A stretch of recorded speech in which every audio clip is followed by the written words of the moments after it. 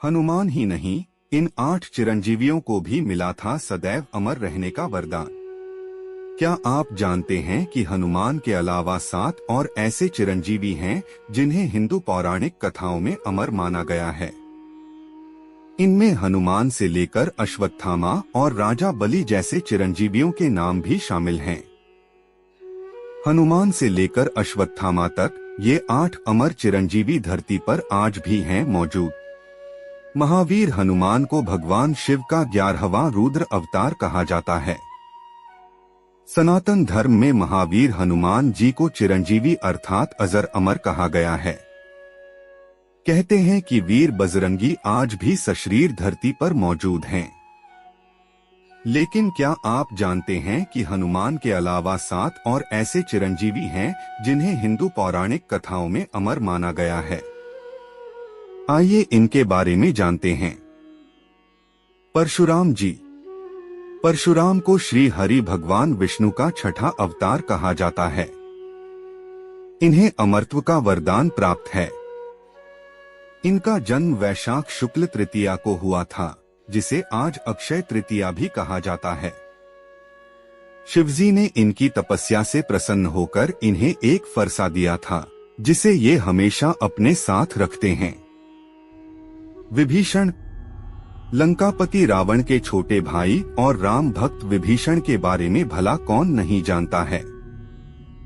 लेकिन शायद ही किसी को ये मालूम हो कि उन्हें भी अमर होने का वरदान प्राप्त था। सत्य का साथ देने वाले विभीषण की मदद से ही भगवान राम ने रावण का संहार किया था और देवी सीता को उसके चुंगल से आजाद कराया था। राम ने विभीषण को लंका नरेश बनाने के साथ अजरमर होने का वरदान भी दिया। राजा बलि।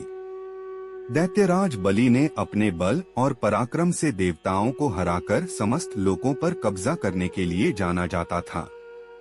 एक बार सभी देवता उससे मुक्ति पाने के लिए भगवान विष्णु के पास पहुँचे। तब विष्णु जी ने वामन अवतार धारण कर राजा बलि से भिक्षा में 3 पग भूमि मांगी और इस तरह श्री हरि ने 2 पग में पृथ्वी और तीसरे पग में स्वर्ग लोक नाप लिया। भगवान ने राजा बलि को पृथ्वी और स्वर्ग के बदले पाताल लोक का राजा नियुक्त कर दिया। कहते हैं कि पाताल लोक में आज भी राजा बलि का राज है। ऋषि मार्कंडेय। ऋषि मार्कंडेय भगवान शिव के परम भक्त थे। इन्होंने शिवजी को तप कर प्रसन्न किया और महामृत्युंजय मंत्र सिद्धि के कारण चिरंजीवी बन गए। मार्कंडेय ऋषि को भगवान शिव से चिरंजीवी होने का वरदान मिला हुआ है। महर्षि वेद व्यास। महर्षि वेद व्यास ने श्रीमद्भगवद महापुराण समेत कई धार्मिक ग्रंथों की रचना की थी। उन्हें भगवान श्रीहरि का अंश कहा जाता है। महर्षि वेद का नाम कृष्ण द्वैपायन था। वह पराशर ऋषि और सत्यवती के पुत्र थे। ऐसा कहते हैं कि वेद व्यास कलिकाल के अंत तक जीवित रहेंगे। तब वे कल की अवतार के साथ रहेंगे। अश्वत्थामा। अश्वत्थामा गुरु द्रोणाचार्य के पुत्र और महाभारत युद्ध में ये कौरवों के सेनापति थे। अश्वत्थामा एक श्राप की वजह से अमर हो गए थे। उनके माथे पर एक अमरमणि शोभायमान थी, जिसे अर्जुन ने दंडवश निकाल लिया था और भगवान श्री कृष्ण ने उन्हें अनंत काल तक धरती पर भटकने का श्राप दे दिया था। कृपाचार्य। कृपाचार्य कौरवों और पांडवों दोनों के गुरु थे। वह अश्वत्थामा के मामा थे, क्योंकि उनकी बहन कृपी का विवाह द्रोणाचार्य से हुआ था। कृपाचार्य उन 3 तपस्वियों में से एक थे, जिन्हें भगवान श्री कृष्ण के विराट स्वरूप के दर्शन हुए थे। उन्हों सप्तऋषियों में से एक माना जाता है।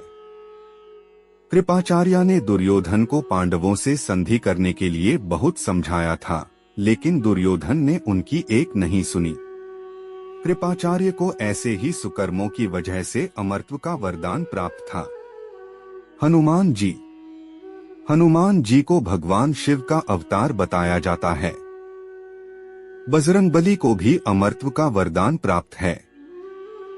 कहते हैं कि जब प्रभु श्री राम अयोध्या छोड़ बैकुंठ पधारने लगे, तब हनुमान जी ने पृथ्वी पर ही रुकने की इच्छा व्यक्त की। तब श्री राम ने उन्हें पृथ्वी पर सदा अमर रहने का वरदान दिया था।